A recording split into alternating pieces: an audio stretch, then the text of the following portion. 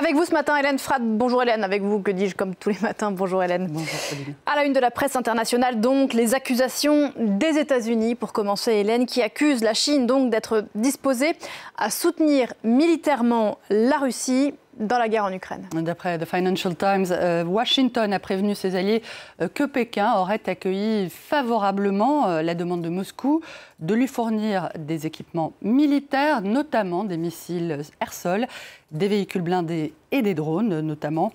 Peu de temps après les JO de Pékin, Vladimir Poutine et Xi Jinping ont annoncé un partenariat sans limite. La question est désormais de vérifier s'il n'y a vraiment pas de limite à ce partenariat, écrit le quotidien britannique, en prévenant que si Pékin accepte la demande de Moscou, alors la Chine entrera de fait dans une guerre par procuration avec les États-Unis et l'OTAN.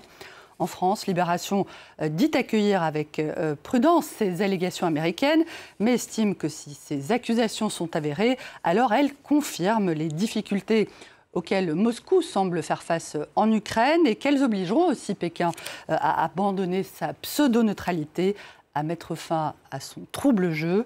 La Chine, gênée aux entournures face à la guerre en Ukraine, c'est à voir aussi avec ce dessin de Brian Adcock pour The Independent qui montre, on le voit, le panda chinois obligé de se contorsionner pour éviter les pattes ensanglantées de Vladimir Poutine.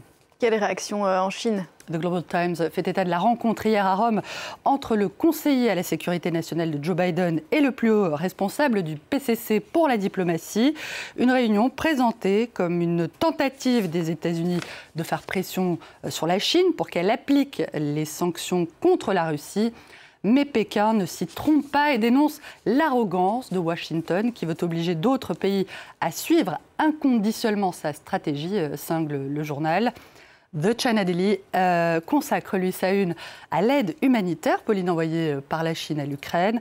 La troisième cargaison de ce type, selon le quotidien officiel, qui évoque une livraison de provisions, d'alimentation pour bébés et de couverture notamment.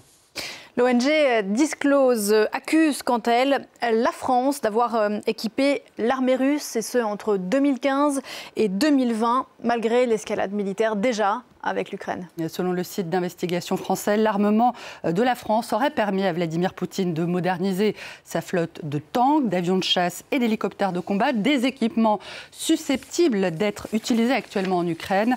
Selon Disclose, les gouvernements de François Hollande puis d'Emmanuel Macron auraient profité d'une brèche dans la législation européenne, du fait que l'embargo sur les armes à destination de la Russie, qui a été décidé en 2014, n'est pas rétroactif.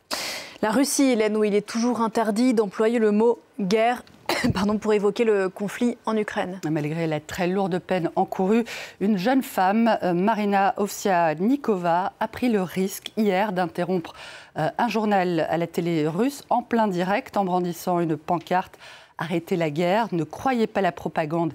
Ils vous mentent, une initiative courageuse qui est à la une ce matin de plusieurs quotidiens à travers le monde et notamment The Guardian qui précise que la jeune femme a été arrêtée.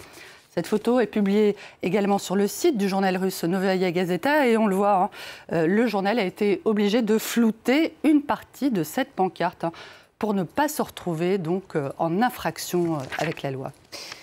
Au Royaume-Uni, Hélène, Boris Johnson ne confirme pas pour le moment, en tout cas les rumeurs d'une prochaine visite en Arabie Saoudite pour demander éventuellement une augmentation de la production de pétrole pour remplacer les approvisionnements de Russie. Et l'éventualité d'une telle visite provoque des remous outre-Manche. The Guardian rapporte que certains députés britanniques s'indignent notamment de ce qu'un tel déplacement interviendrait seulement quelques jours après l'exécution annoncée samedi de 81 condamnés à mort. The Guardian prévient que l'opposition à Vladimir Poutine ne doit pas conduire le Royaume-Uni à apaiser des dictateurs tout aussi répugnants, je cite. Boris Johnson veut se précipiter de manière humiliante pour implorer Mohammed Ben Salman de baisser le prix du pétrole. Que proposera-t-il en échange? De fermer les yeux sur le meurtre d'État du journaliste Jamal Khashoggi, sur la dévastation continue des Yéménites, ou l'exécution de 81 hommes, dont certains étaient des prisonniers politiques.